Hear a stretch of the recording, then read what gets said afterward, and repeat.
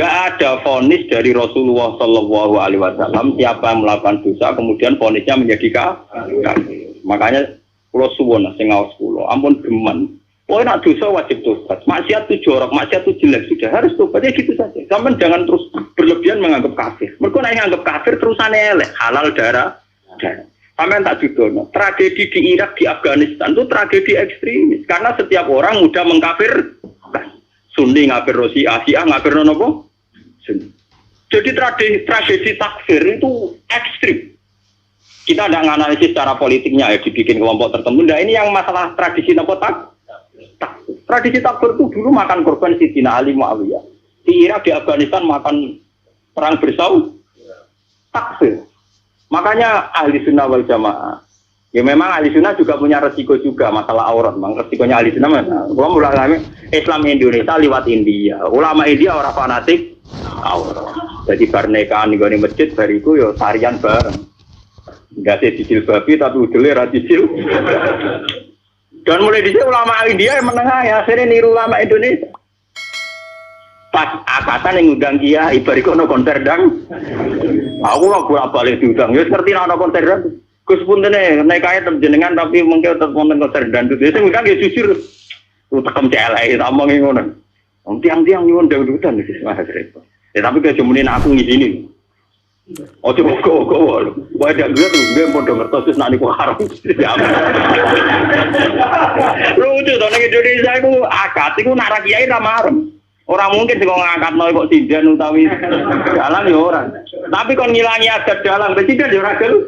Kurang gaul. Lah cara anu kiai ra gak napa? Gak gaul. Mulai dulu lama ahli sunnah begitu itu diam. Wali songo mbek maksiat ngoten iki diam. Entah saya juga gak tahu sirrinya. Ahli sunnah mulai dulu melihat gitu-gitu memang diam. Meskipun ngaku itu ataful iman. Memang mulai dulu tradisinya begitu. Ya saya tidak tahu nanti tanggung jawabnya yang Allah kayak apa ya kita tidak tahu.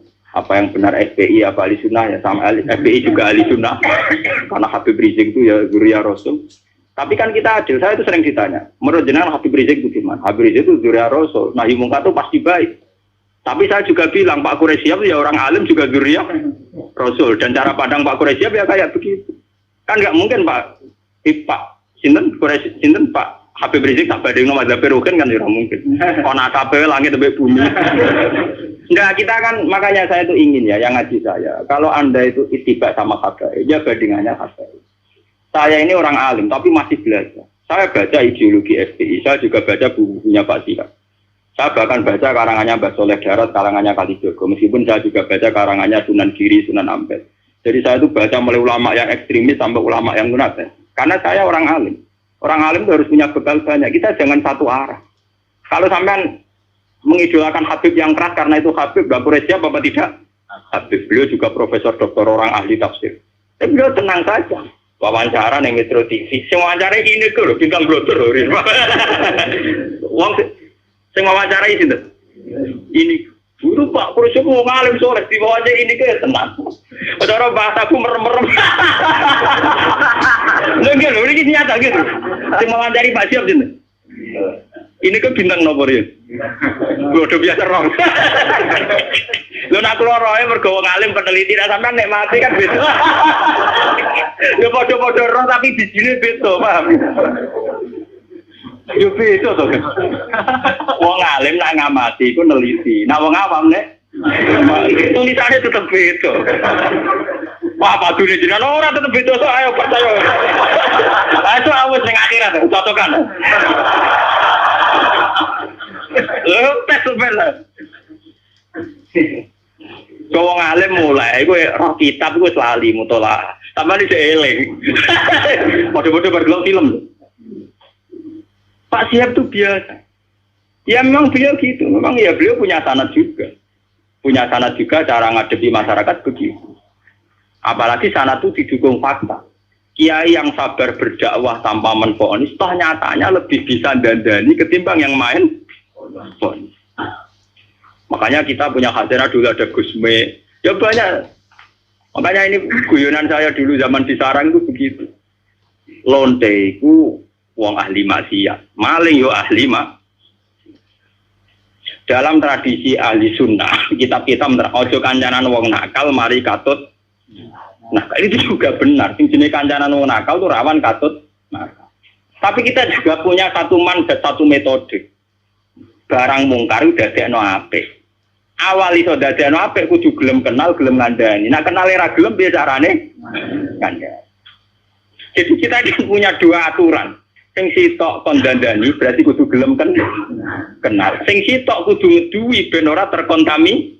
Ya saiki yo ngaca awam dhewe to ken ngilu. Gusti kula jenis dandane apa jenis katut lah. Ketara to. Ngilu. Barang misalnya lonte elek, oh anak iki sakit Gusti ngandani ini.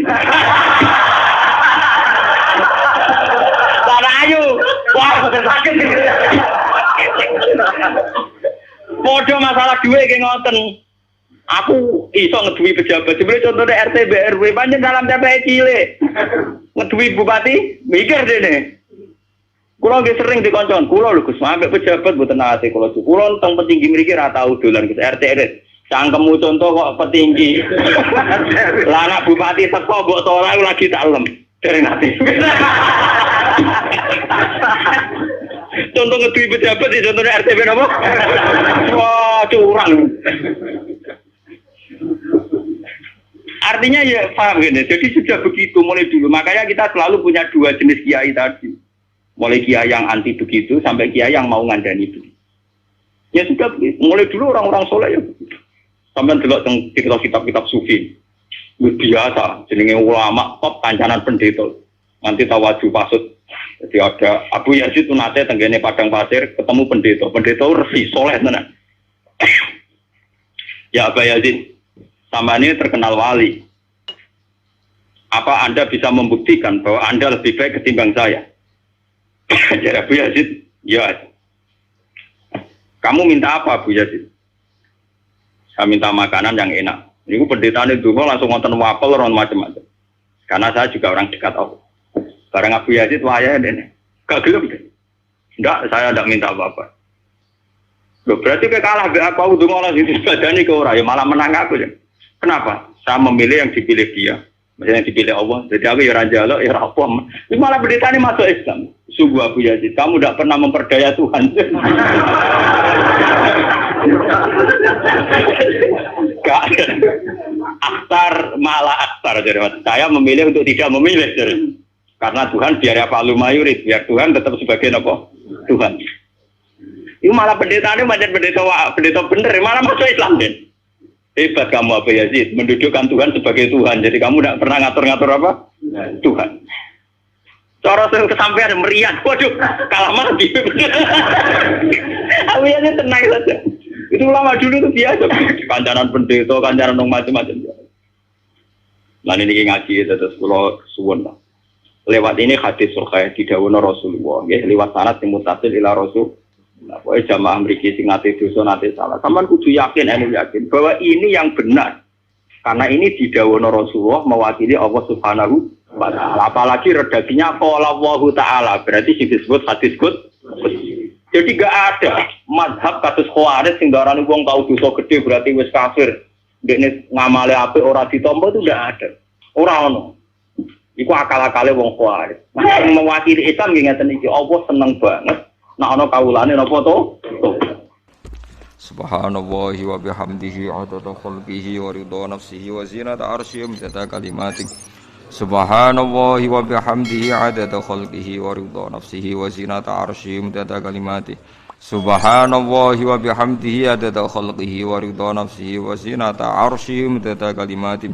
Subhanallahi wa bihamdihi adada khalqihi wa ridha nafsihi wa zinata arsyihi wa kalimati. Subhanallahi wa bihamdihi adada khalqihi wa ridha nafsihi wa zinata arsyihi wa kalimati. Subhanallahi wa bihamdihi adada khalqihi wa ridha nafsihi wa zinata arsyihi wa kalimati. Subhanallahi wa bihamdihi adada khalqihi wa ridha nafsihi wa zinata arsyihi wa kalimati.